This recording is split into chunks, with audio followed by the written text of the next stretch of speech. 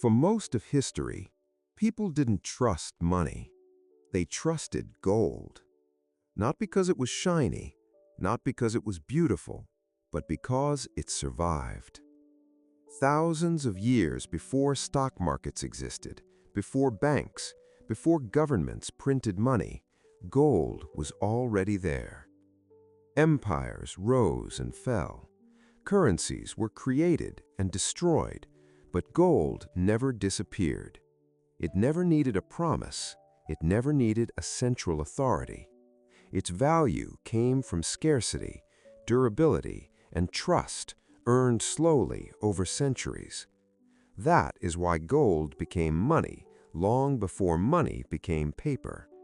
And that is why even today, some of the world's smartest investors still pay attention to it. One of them is Ray Dalio.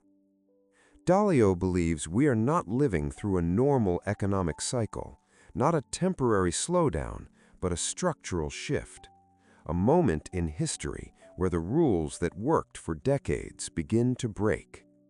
He talks about excessive debt, about governments printing money to solve problems created by too much money, about rising geopolitical tensions, and about a world slowly losing trust in the systems that once felt permanent.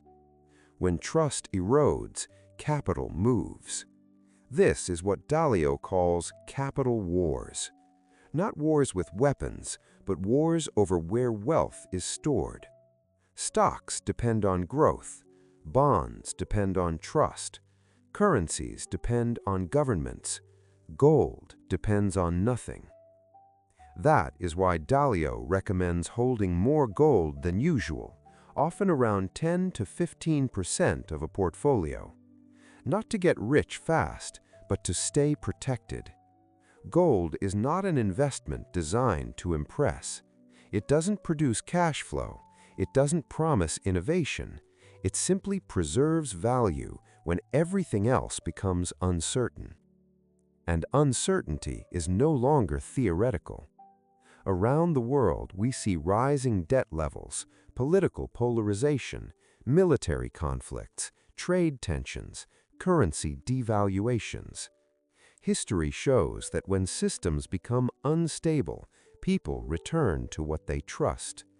In the 1970s, during high inflation and geopolitical stress, gold surged.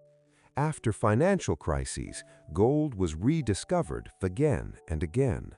Not because people loved gold, but because they feared losing everything else.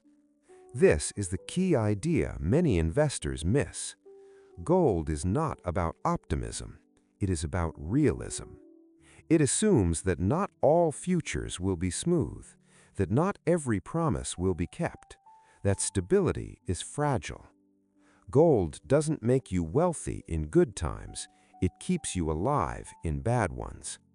But sometimes, during rare moments in history, it does both. When confidence breaks, when money loses purchasing power, when people rush for safety, gold doesn't need marketing. It simply rises. Not overnight, not explosively, but steadily, quietly. This is why some believe the coming years may favor gold again. Not because the world is ending, but because it is changing. And change always rewards preparation. Smart investors don't ask, will gold go up tomorrow?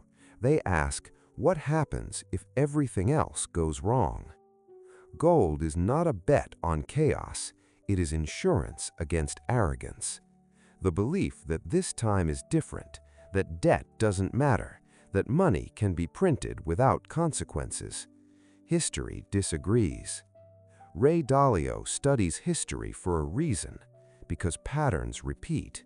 Only the details change.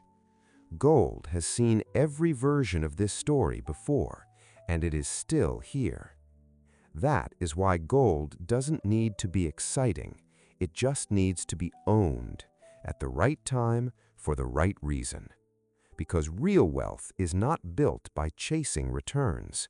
It is built by surviving cycles.